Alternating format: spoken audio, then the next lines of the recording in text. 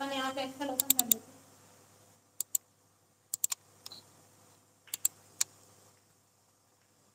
आप किसी भी शॉप वगैरह का बिल बनाते हैं, सबसे ऊपर आप लिखते हैं अपने शॉप का नाम, जिस शॉप का बिल बना रहे हैं आप इसे यहाँ पे सिलेक्ट करना है। इसे सिलेक्ट करके आप इसे यहाँ पे मर्ज कर देते हैं तो ये एक सेल में कन्वर्ट हो जाता है। यहाँ पे आप लिखते हैं शॉप का नाम, अपन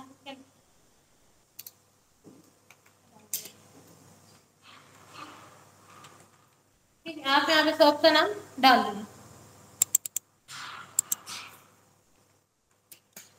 फिर उसके बाद आप इसे सिलेक्ट करके आप इसका फॉन्ट साइज जितना बड़ा यहाँ से रखना चाहते हैं आप इसका फॉन्ट साइज यहाँ से बड़ा कर लेते हैं। उसके यहाँ पे आप लिखते हैं कस्टमर का नाम, जिस कस्टमर को आप बिल दे रहे हैं आप इसे सिलेक्ट करना, यहाँ पे आप इसे मर्ज कर दें। यहाँ पे आप डाल देंगे कस्टमर का नाम। फिर यहाँ पे आप डालते हैं उनका मोबाइल नंबर।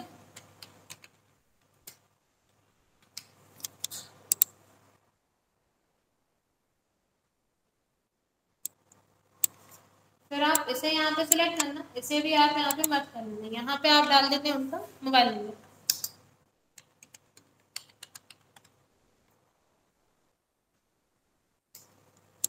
इतना यहाँ पे करने के बाद फिर आप यहाँ पे लिखते हैं प्रोडक्ट नेम। अगर प्रोडक्ट नेम से पहले आपको यहाँ पे सीरियल नंबर डालना है आप सीरियल नंबर डाल सकते हैं, वो आपके ऊपर डिपेंड करता है। नहीं डालना तो आप यहाँ पे सीरियल नंबर फिर नहीं डालेंगे। अभी अपन यहाँ पे डायरेक्ट डालते हैं प्रोडक्ट नेम।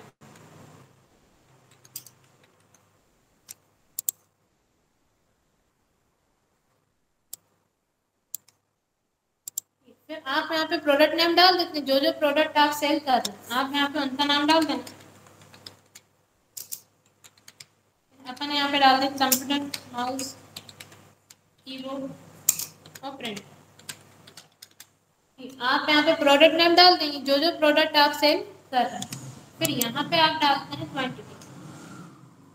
आप कंप्यूटर सेल कर रहे हैं, कंप्यूटर आप कितने सेल कर रहे हैं वो क्वांटिटी आप यहाँ पे टाइप कर देंगे। जैसे अपन मान लें कंप्यूटर अपन सेल कर रहे हैं 5, माउस आप सेल कर रहे हैं 2, यहाँ पे कीबोर्ड और यहाँ पे फिर प्रिंटर आप कितने सेल कर रहे हैं यहाँ पे आप क्वांटिटी डाल देंगे।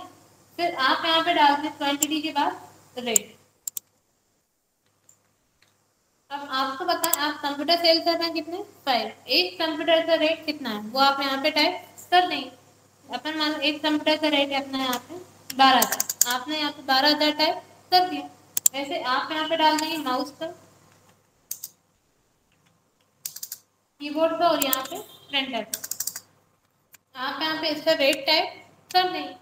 फिर यहाँ पे आप निकालते हैं अमाउंट।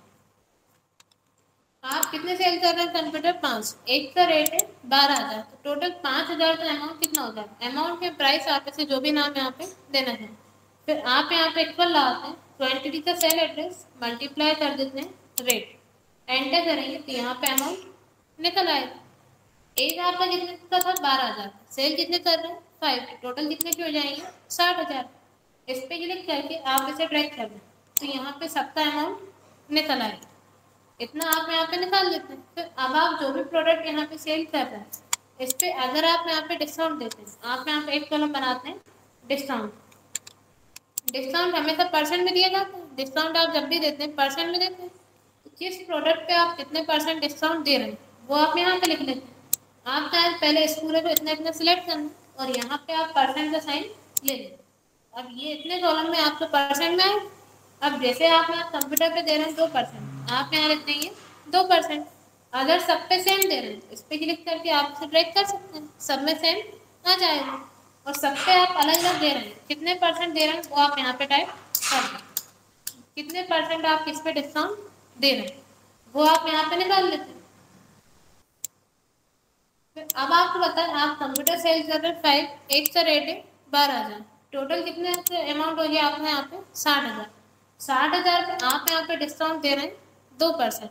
तो अब आपका 60,000 का 2% कितना होगा वो अमाउंट आप यहाँ पे निकाल लेते हैं। आप यहाँ निकालेंगे डिस्काउंट अमाउंट।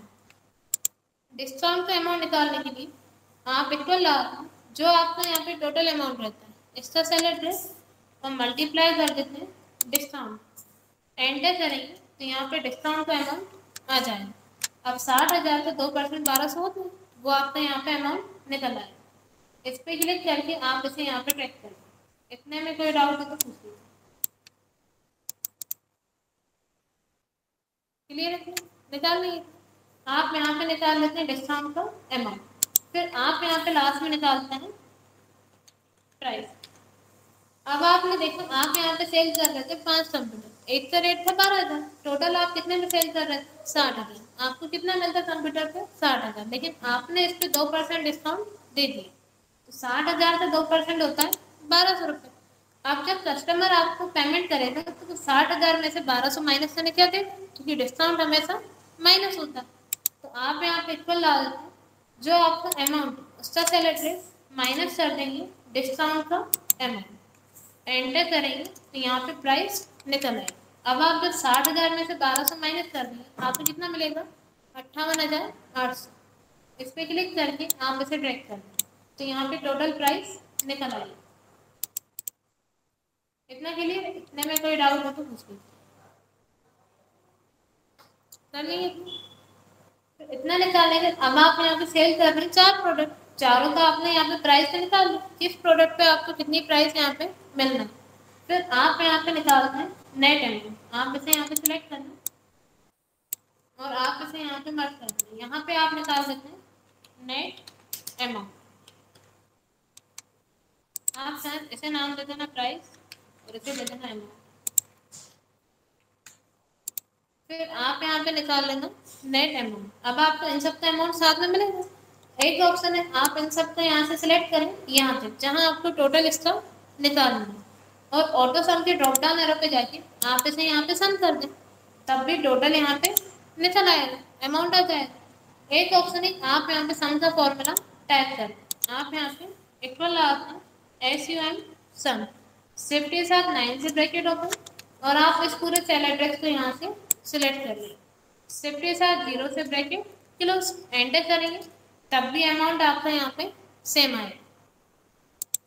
और एक ऑप्शन है, आपको यहाँ निकालना सम, आपने यहाँ क्लिक किया, ऑटो सम के ड्रॉप डाउन एरो पे जाके आपने सम पे क्लिक कर दिया, तब भी उसने पूरा सेल एड्रेस सिलेक्ट कर लिया। अब आप बस इसे यहाँ पे एंटर कर दिए, तब भी आपका सम यहाँ पे आ जाएगा। अब जिस भी टाइप से आप यहाँ पे अप्लाई करना चाहें, फॉर्मूला आपको फॉर्मूला बाद में सेम ही शो होगा, आप सम से निकालें, ऑटो सम से निकालें, फॉर्मूला आपका सेम रहेगा। अब आपने यहाँ पे निकाल लिया नेट अमाउंट। अब आप जो भी प्रोडक्ट सेल कर रहे हैं इसमें आपने डिस्काउंट दे दी और अमाउंट आपको मिलना है ये, फिर इस पर अपन GST चार्ज कर रहे हैं। GST का अमाउंट हमेशा कस्टमर से लिया जाता है और डिस्काउंट हमेशा अपन कस्टमर को देते हैं। तो आप यहाँ पे निकाल लेंगे फिर GST, कितने परसेंट GST आप चार्ज कर रहे हैं, यहाँ पे आप लिखना GST का परसेंट। जैसे अपन इस पे GST ला रहे हैं 9%, आपने यहाँ पे लिखा 9%। अब जो GST रहती है वो टोटल अमाउंट पे लगती है, जितना आपका नेट अमाउंट मिलना है। आप यहाँ पे इक्वल लगाते हैं, नेट अमाउंट का सेल एड्रेस है ना, इसमें आप मल्टीप्लाई कर देना GST को, एंटर करेंगे तो यहाँ पे GST का अमाउंट आ जाएगा। और GST का अमाउंट हमेशा कस्टमर से लिया जाता है, GST का अमाउंट हमेशा प्लस होकर अपन को मिलता है। आप चाहें तो डेसिमल के बाद की वैल्यू यहाँ से डिक्रीज कर देंगे, ठीक। अब आप जब यहाँ लास्ट में निकालेंगे, यहाँ पे आप एक कॉलम लिखते हैं नेट अमाउंट विद GST। अब आप यहाँ पे लिखेंगे net amount with GST। Net amount आपको GST के साथ कितना मिलेगा, सिर्फ नेट अमाउंट आपको कितना मिल रहा था ये, लेकिन अब आपने उस पर GST भी चार्ज की और GST का अमाउंट हमेशा कस्टमर से लिया जाता है। तब आप इन दोनों को सिलेक्ट करना यहाँ पे और ऑटो सम के ड्रॉप डाउन एरो पे जाके आप सम पे क्लिक कर दें तो अमाउंट आ जाएगा। ये जैसे आप यहाँ पे सम निकालो। अब अगर आप सिर्फ यहाँ पे क्लिक करेंगे और आप ऑटो सम के ड्रॉप डाउन एरो पे जाके सम कर दिए, तो उसने सिर्फ सेल एड्रेस लिया, ये वाला ले, आपको कौन सा लेना है, दोनों। तो आप इस पर क्लिक करके इन दोनों को सिलेक्ट कर लें और आप एंटर कर दें, तब भी आपका यहाँ पे नेट अमाउंट विद GST आ जाएगा। अब आपको टोटल अमाउंट कितना मिलेगा ये, इतने में कोई डाउट हो तो पूछ चलेंगे। तो अब आप इस पूरे को सिलेक्ट करना, यहाँ से आप बॉर्डर के ड्रॉप डाउन एरो पे क्लिक करके ऑल बॉर्डर कर दें, आपका बिल आपका यहाँ पे अच्छे से हो जाएगा। आप इतने में कोई डाउट हो तो पूछ लीजिए। डिस्काउंट आप यहाँ पे टाइप करते हैं कितने % डिस्काउंट आप दे रहे हैं, और अमाउंट निकालने के लिए